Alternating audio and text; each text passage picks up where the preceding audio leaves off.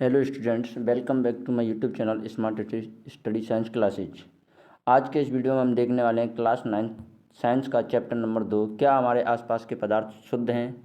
इससे पहले हम इस चैप्टर की एक वीडियो में पढ़ चुके हैं कि मिश्रण क्या है, मिश्रण के प्रकार क्या हैं, विलयन क्या है, विलयन के प्रकार क्या हैं, विलयन की सांद्रता इकाइयाँ क्या हैं। तो आज के इस वीडियो में हम स्टार्ट करेंगे निलंबन से। चलिए तो स्टार्ट करते हैं वीडियो को।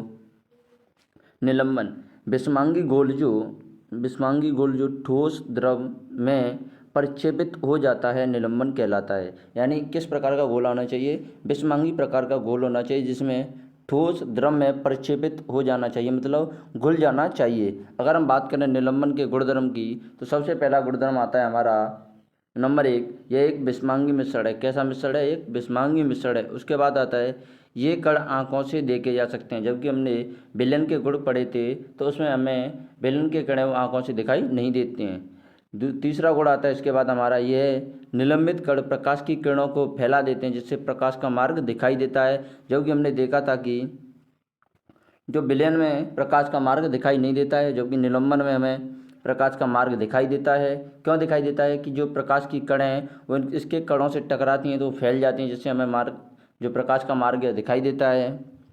उसके बाद आता है हमारा चौथा गुणधर्म, जब इसे शांत छोड़ देते हैं तब ये कण नीचे की ओर बैठ जाते हैं, अर्थात निलंबन अस्थायी होता है। जबकि हमने पढ़ा था जो हमारा विलयन होता है वो कैसे होता है? स्थायी। जो कि हमारा निलंबन होता है वो कैसे होता है? अस्थायी। उसके बाद आता है हमारा अतः छानने विधि द्वारा इन कणों को पृथक किया जा सकता है। जबकि हमने देखा था कि विलयन के कण थे उनको छानने की विधि द्वारा पृथक नहीं किया जा सकता था, परंतु जो निलंबन है उसके कणों को छानने की विधि द्वारा पृथक किया जा सकता है। उसके बाद आता है हमारा कोलाइडल विलयन, यानी ऐसा विलयन जिसमें देखने पर तो मिश्रण समांगी प्रतीत होता हो, देखने पर कैसा लगे हमें? मिश्रण समांगी प्रतीत होता हो, लेकिन वास्तविकता में विलयन विषमांगी होता हो। मतलब कोलाइडल विलयन किसे कहेंगे? यानी कोई ऐसा विलयन जो हमें देखने पर तो कैसा लगे? समांगी, परंतु उसकी वास्तविकता में देखें तो वो कैसा हो? विषमांगी। उसे बोलते हैं हम कोलाइडल विलयन। निलंबन की अपेक्षा कोलाइड कणों का आकार छोटा होता है। यानी अगर हम बात करें निलंबन की अपेक्षा जो कोलाइड कण हैं उनका आकार छोटा होता है। तो इसकी मतलब हम कह सकते हैं कि सबसे छोटे कण होते हैं वो किसके होते हैं? विलयन के। सबसे छोटे कण किसके होते हैं? हमारे विलयन के। उसके बाद उससे बड़े किसके होते हैं? उसके बड़े होते हैं कोलाइडल के। किसके होते हैं? कोलाइडल के। नहीं, उसके बाद किसके होते हैं? कोलाइडल के। और सबसे बड़े किसके होते हैं? हमारे निलंबन के। किसके होते हैं? निलंबन के। अगर हम तीनों विलयन में कणों के आकार की बात करें तो सबसे बड़े कण होते हैं निलंबन के, उसके बाद कोलाइडल के, सबसे छोटे विलयन के। उसके बाद आता है हमारा कोलाइड कण किन से मिलकर बना होता है? कोलाइड दो घटकों से मिलकर होता है। जैसे हमारा विलयन था वो दो घटकों से मिलकर बना होता है, उसी प्रकार हमारा कोलाइड भी दो घटकों से मिलकर बना होता है। कितने घटकों से मिलकर बना होता है कोलाइड? हमारा दो घटकों से। और दो घटक कौन कौन से हैं? पहला है हमारा प्रक्षिप्त प्रावस्था, दूसरा है प्रक्षेपण माध्यम। जैसे कि अब हम बात कर सकते हैं, हमारा विलयन में था विलय और विलायक। क्या था? विलय और विलायक। यानी प्रक्षिप्त प्रावस्था की परिभाषा की बात करें तो कोलाइड का वह घटक जो कम मात्रा में उपस्थित होता है, जो कोलाइड का वह घटक जो कम मात्रा में उपस्थित होता है उसे क्या बोलते हैं हम? प्रक्षिप्त प्रावस्था। जैसे कि हमने विलयन में पढ़ा था कि विलयन का वह घटक जो कम मात्रा में उपस्थित होता है उसे क्या बोलते हैं? विलय। तो एक प्रकार से हम जो कोलाइड के पहला घटक है प्रक्षिप्त प्रावस्था उसको हम क्या मान सकते हैं? विलय। क्या मान सकते हैं? विलय मान सकते हैं। और जो दूसरा घटक है प्रक्षेपण माध्यम उसको क्या मान सकते हैं हम? विलायक। क्या मान सकते हैं? विलायक। तो कोलाइड के प्रक्षिप्त प्रावस्था की बात करें यानी ऐसा घटक जो कम मात्रा में उपस्थित होता है उसको क्या बोलते हैं हम? प्रक्षिप्त प्रावस्था। और कोलाइड का वह घटक जो अधिक मात्रा में उपस्थित होता है उसको क्या बोलते हैं हम? प्रक्षेपण माध्यम। यानी इसकी तुलना हम किससे कर सकते हैं? विलायक से। उसके बाद आता है हमारा टिंडल प्रभाव। क्या होता है हमारा? टिंडल प्रभाव। टिंडल प्रभाव में यानी कोलाइड के कण प्रकाश की किरणों को आसानी से फैला देते हैं। यह प्रभाव क्या कहलाता है? टिंडल प्रभाव। यह प्रभाव क्या कहलाता है? टिंडल प्रभाव। यानी जो प्रकाश के कण हैं, जो कोलाइड के कण हैं वो प्रकाश के कणों को फैला देते हैं, प्रकाश की किरणों को फैला देते हैं। इस घटना को क्या कहते हैं हम? टिंडल प्रभाव। अगर इसके एग्जाम्पल की बात करें तो आपने देखा होगा कि एक कमरे में छोटे छिद्र के द्वारा जब प्रकाश की किरण आती है तो वहाँ पर टिंडल प्रभाव होता है। यानी एक कमरे के अंदर जैसे कोई मान लीजिए कि आपके कोई कमरा है और उस कमरे में छोटा सा वो रोशनदान लगा हुआ है, तो उस रोशनदान से जो प्रकाश आपके कमरे में आ रहा है, तो उस प्रकाश के रास्ते में जो आपको छोटे छोटे कण दिखाई दे रहे हैं धूल के, उनकी वजह से ये घटना हो रही है। इसलिए ये इसका एग्जाम्पल है टिंडल प्रभाव का। दूसरा एग्जाम्पल आपने देखा होगा कि जब आप किसी घने जंगल में जाते हैं तो जो घने जंगल में जो पेड़ की शाखाओं से होकर जो प्रकाश आता है, वहाँ पर भी हमें क्या दिखाई पड़ता है, टिंडल प्रभाव। यानी जब एक घने जंगल के आच्छादन से सूर्य की किरणें गुजरती हैं तो वहाँ भी टिंडल प्रभाव होता है। उसके बाद आप देख सकते हैं क्या कोलाइड के सामान्य उदाहरण, यानी कोलाइड कौन कौन से हो सकते हैं। तो अगर हम बात करते हैं प्रक्षेपित प्रावस्था प्रक्षेपित माध्यम के आधार पर, जैसे कि आप देख सकते हैं पहला कौन सा, कि अगर प्रक्षेपित प्रावस्था द्रव हो और प्रक्षेपित माध्यम क्या हो, गैस, तब जो कोलाइड बनता है उसको बोलते हैं हम एरोसोल। क्या बोलते हैं, एरोसोल। यानी प्रक्षेपित माध्यम यानी एक विलायक की तरह कर रहे हैं, यानी गैस है वो क्या है, ज़्यादा है, और द्रव है वो क्या है, कम, इसलिए इसका नाम क्या मिल गया, एरोसोल। अगर इसके एरोसोल के एग्जाम्पल की बात करें तो आप एग्जाम्पल याद रख सकते हैं, कोहरा या बादल या कुआसा।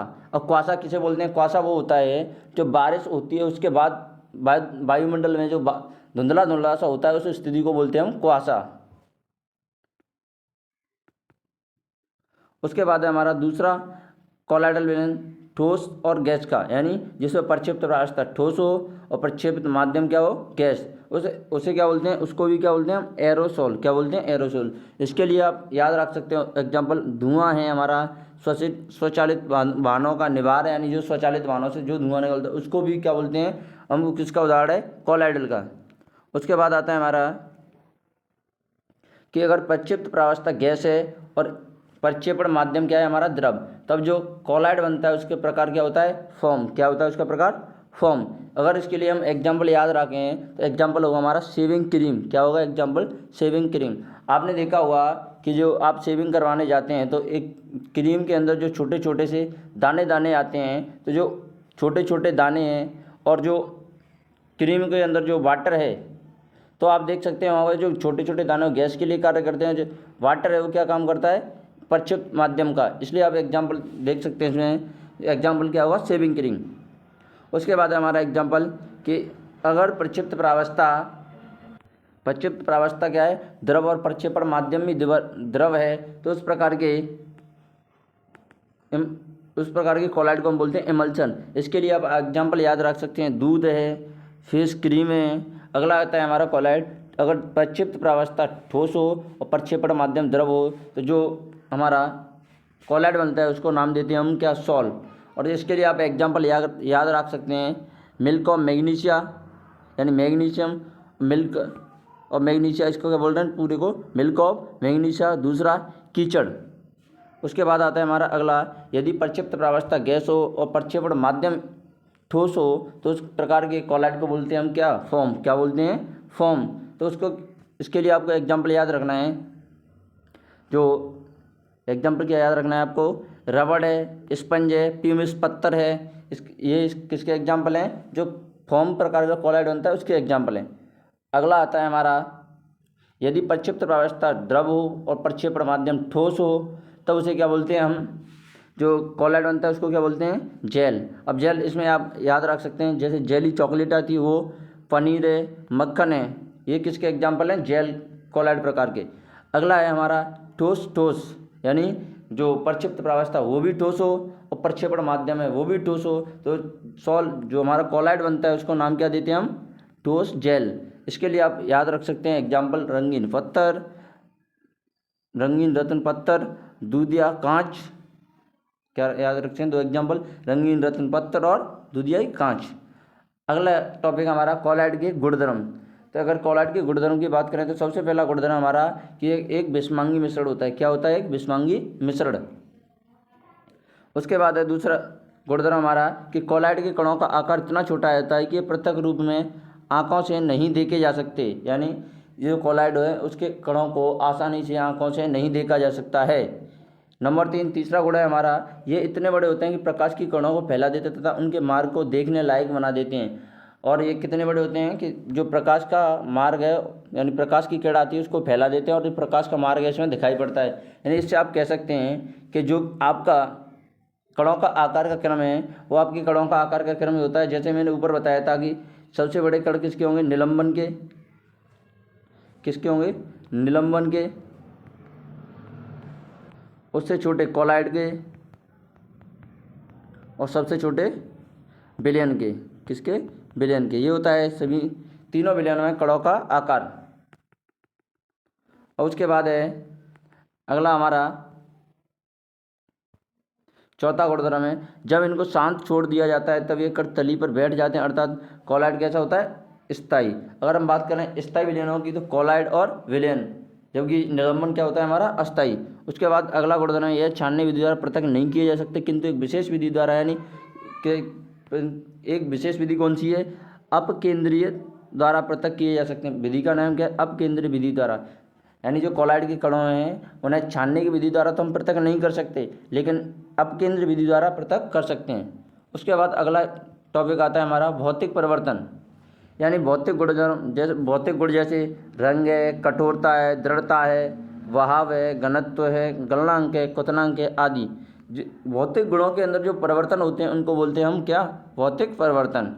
या इसकी दूसरी परिभाषा की बात करूं मैं तो दूसरी परिभाषा है ऐसे परिवर्तन जिनमें कोई नया पदार्थ नहीं बनता है। ऐसे परिवर्तन जिनमें कोई नया पदार्थ नहीं बनता है भौतिक परिवर्तन कहलाते हैं। अब अवस्थाओं का अंतः रूपांतरण एक भौतिक परिवर्तन है। जैसे अवस्थाओं का अंतर रूपांतरण, जैसे कि बात करें हम बर्फ़ से पानी बनना और पानी से बर्फ़ बनना, किसका एग्जाम्पल है, ये भौतिक परिवर्तन। इसके लिए आप एग्जाम्पल याद रख सकते हैं, बर्फ़ से पानी बनना, पानी से बर्फ़ बनना, ये एक उत्क्रमणीय परिवर्तन है। उत्क्रमणीय परिवर्तन है। इसका मतलब होता है, उत्क्रमणीय परिवर्तन का मतलब होता है कि ये दोनों साइड बदल सकते हैं। जैसे पानी से बर्फ़ बनना, बर्फ़ से पानी बनना। उसके बाद आता है रासायनिक परिवर्तन, ऐसे परिवर्तन जिनमें पदार्थों के रासायनिक गुणों में परिवर्तन होने से एक नया पदार्थ बनता है, वो क्या कहलाता है, रासायनिक परिवर्तन। जबकि हमें पता है भौतिक परिवर्तन में कोई भी नया पदार्थ नहीं बनता है, जबकि रासायनिक परिवर्तन में एक नया पदार्थ बनता है। अगर रासायनिक परिवर्तन कोई, और आगे अब देख सकते हैं जो रासायनिक परिवर्तन होता है उसी को क्या बोलते हैं हम, रासायनिक अभिक्रिया। रासायनिक परिवर्तन एक अनुत्क्रमणीय परिवर्तन है। अनुत्क्रमणीय परिवर्तन का मतलब ये एक साइड से दूसरी साइड में ही जा सकता है। जैसे कि कार्बन प्लस ऑक्सीजन अभिक्रिया करके CO2 बनाते हैं, यानी CO2 ही बनेगी, CO2 से कार्बन और ऑक्सीजन नहीं बनेगी। यानी अब एक प्रकार से मान सकते हैं कि जलना या दहन किसका उदाहरण है, रासायनिक परिवर्तन का। दूध से दही का बनना किसका उदाहरण है, हमारा रासायनिक परिवर्तन का, क्योंकि आप दही से दूध नहीं बना सकते। यानी जो रासायनिक परिवर्तन है वो अनुत्क्रमणीय होते हैं। अनुत्क्रमणीय का मतलब होता है यह परिवर्तन एक ही दिशा में होते हैं।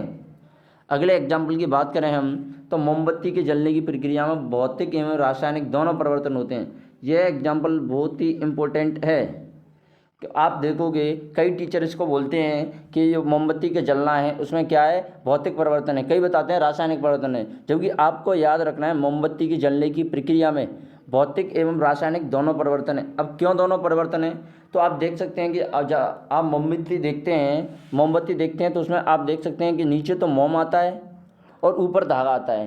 अब अभी आपने पढ़ा कि अगर धागे में धागा जल रहा है तो हमारा कौन सा परिवर्तन होता है, वहाँ रासायनिक परिवर्तन। लेकिन जैसे ही मोम जलता है तो मोम के जलने में क्या होता है, भौतिक परिवर्तन, क्योंकि मोम से हम दोबारा उस मोम को इकट्ठा करके हम क्या बना सकते हैं, मोमबत्ती।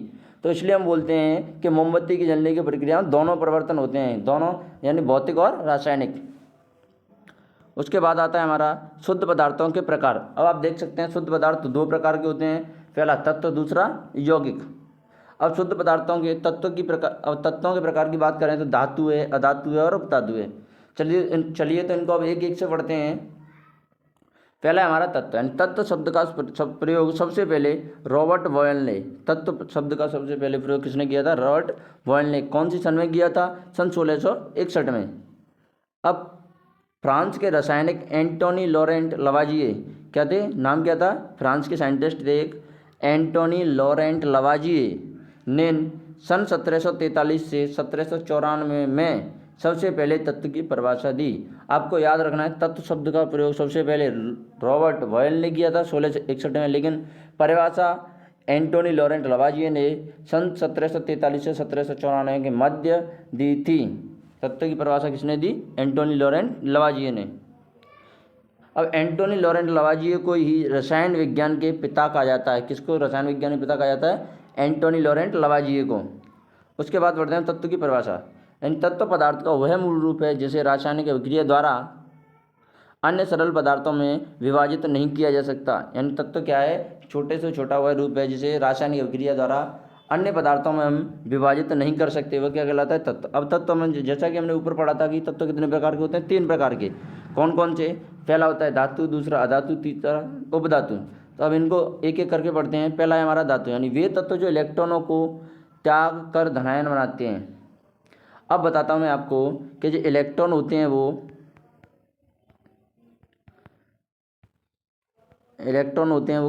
कैसे होते हैं? ऋणात्मक। कैसे होते हैं इलेक्ट्रॉन?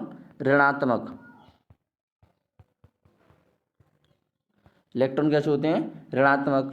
अब धनायन बनाता है, कहने का मतलब ऐसे मान सकते हैं हम कि कोई तत्व है और उसमें हमारे 20 इलेक्ट्रॉन और 20 प्रोटॉन हैं, यानी इलेक्ट्रॉन ऋणात्मक कण होते हैं और प्रोटॉन धनात्मक।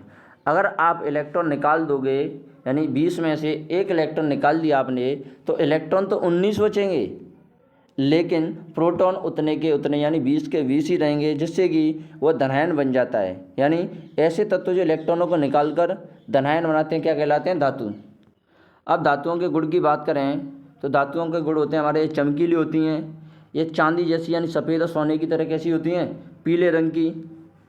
अगला गुण है हमारा, ये भाप तथा विद्युत की क्या होती हैं? सुचालक। धातुएं क्या होती हैं? विद्युत की सुचालक। विद्युत की सुचालक होने का मतलब है कि अगर इनसे लाइट हम यानी करंट है, जो करंट गुजारे हैं तो व्यक्ति को झटका भी लग सकता है। इसका अगला गुण है तत्वों का तन्यता, यानी धातुओं का वह गुण जिससे धातुओं को पीटकर एक पतले तार के रूप में डाला जा सकता है, उसे क्या कहते हैं हम? तन्यता। यानी धातुओं का ऐसा गुण जिसमें धातुओं से क्या बनाया जाता है? पतला तार। इसका अगला उदाहरण है, यानी अगला गुणधर्म है धातुओं का आघात वर्ध्यता, यानी धातुओं का वह गुण जिसे धातुओं को एक पतली चादर के रूप में डाला जा सकता है, उसे क्या कहते हैं? आघात वर्ध्यता। क्या कहते हैं उसे? आघात वर्ध्यता। यानी धातुओं का वह गुण जिसमें से धातुओं से चादर बनाई जाती है तब तो उसे कहते हैं क्या? आघात वर्ध्यता। क्या कहते हैं? धातुओं से अगर चादर बनाई जाती है तब तो उसे क्या कहते हैं? आघात वर्ध्यता। परंतु जब धातुओं से क्या बनाते हैं? तार, तब उसे क्या कहते हैं? तन्यता। अगर धातुओं से हम तार बनाते हैं तब उसे क्या कहते हैं? तन्यता। और धातुओं से चादर बनाते हैं तो उस प्रक्रिया को कहते हैं आघात वर्ध्यता। उसके बाद आता है अगला गुण आता है धातुओं का सोनोरस, जिसको हिंदी में कहते हैं ध्वनिक, इंग्लिश में कहते हैं सोनोरस। धातुएं कठोर सतह से टकराने पर आवाज़ उत्पन्न करती हैं। धातुओं के इस गुण को क्या कहते हैं हम? सोनोरस या ध्वनिक। यानी जो कुछ धातुएं होती हैं वो कुछ या सभी धातुएं होती हैं जो होती हैं कठोर सतह से टकराने पर आवाज़ उत्पन्न करती हैं, उस गुण को क्या कहते हैं हम? सोनोरस या ध्वनिक। जैसे कि अगर धातुओं में एग्जाम्पल की बात करूँ मैं, तो एग्जाम्पल है सोना है जिसको लिखते हैं एयू से, चांदी है जिसको लिखते हैं एजी से, तांबा है जिसको लिखते हैं सीयू से, लोहा है उसको लिखते हैं एपी से, पोटेशियम उसको किससे लिखते हैं? के से। उसके बाद है जो पारा यानी मरकरी, ये है तो ये भी एक धातु, लेकिन ये एक ऐसी धातु है जो कि कमरे के ताप पर द्रव अवस्था में पाई जाती है। वैसे कि हम बता दें सामान्यतः धातुएं कठोर होती हैं, लेकिन ये क्या है? इम्पोर्टेंट है। जो पारा है वो एक ऐसी धातु है जो कमरे के ताप पर द्रव अवस्था में पाई जाती है। उसके बाद है अधातुएं, यानी वे तत्व जो इलेक्ट्रॉनों को ग्रहण कर, अभी जो मैंने बताया कि इलेक्ट्रॉन क्या है? ऋणात्मक कण है। अब इलेक्ट्रॉनों को ग्रहण करेंगे मतलब माइनस को ले रहे हैं, मतलब हमारे ऊपर माइनस और चढ़ेगा नहीं, ऋणायन बन जाता है। यानी वे तत्व जो इलेक्ट्रॉनों को ग्रहण कर ऋणायन बनाते हैं क्या कहलाते हैं? अधातु। जैसे कि एग्जाम्पल बात करें हाइड्रोजन, ब्रोमीन, क्लोरीन आदि।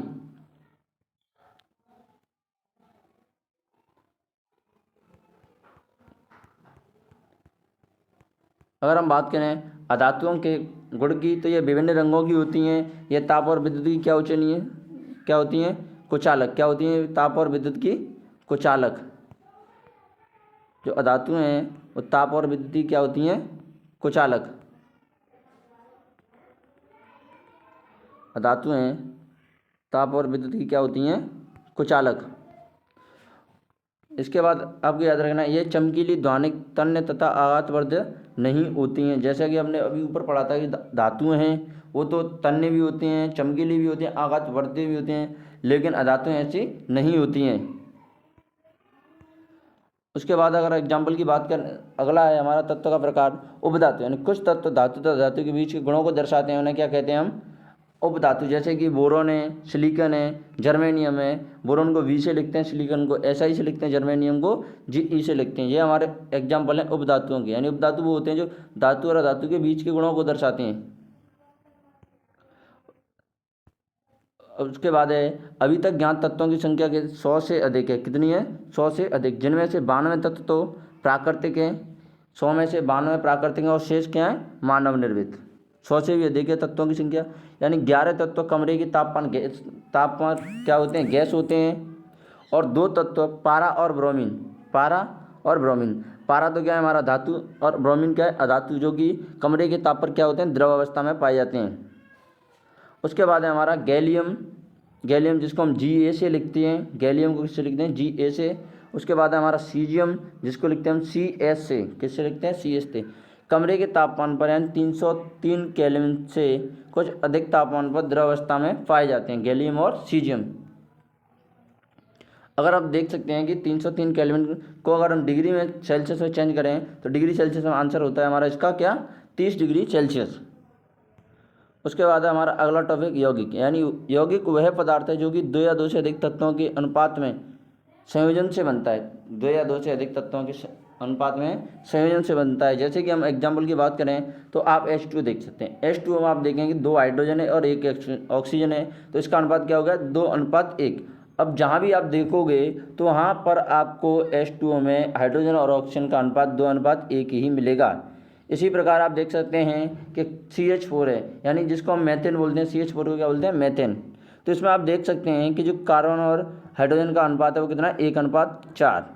उसके बाद है हमारा C बार है H22O11 है।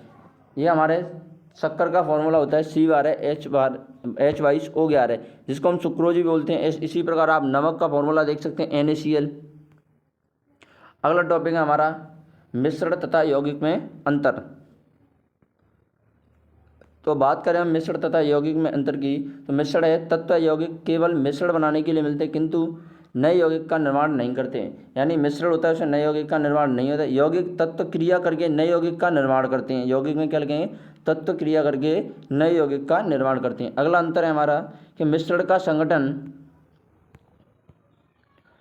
परिवर्तनीय होता है। मिश्रण का संगठन परिवर्तनीय होता है, जबकि जो यौगिक हैं उनका संगठन स्थायी होता है। कैसा होता है, स्थायी होता है। अगला अंतर है हमारे मिश्रण उसमें उपस्थित घटकों की गुणधर्मों को दर्शाता है। मिश्रण क्या दर्शाता है, जो उसमें घटक उपस्थित हैं। जैसे अगर हम बात करें नींबू शिकंजी की, तो उसमें हमारा पानी है और नींबू है और देख सकते हैं तो चीनी भी है। तो उस जो मिश्रण है उसके घटकों को दर्शा रहा है, जबकि जो हमारा यौगिक है नए पदार्थ के गुणधर्मों को पूरी तरह से भिन्न होते हैं। अब यौगिक में हमारा नया पदार्थ बनता है जिससे कि उसके गुणधर्म पूरी तरह से अलग होते हैं। अगला अंतर है हमारा घटकों को भौतिक विधियों द्वारा सुगमता से पृथक किया जा सकता है। जो मिश्रण है उसके घटकों को भौतिक विधियों द्वारा पृथक कर सकते हैं, लेकिन अगर हम बात करें यौगिक में तो घटकों को केवल रासायनिक या वैद्युत रासायनिक प्रक्रिया द्वारा, किस द्वारा, या तो रासायनिक या वैद्युत रासायनिक प्रक्रिया द्वारा ही पृथक किया जा सकता है। यहाँ पर खत्म होता है हमारा चैप्टर 2, यानी हमारे आसपास के पदार्थ। अगर वीडियो आपको अच्छी लगे तो वीडियो को लाइक करें, और अगर आप चैनल पर नए हैं तो चैनल को सब्सक्राइब करें, वीडियो को ज़्यादा से ज़्यादा शेयर करें। Thank you.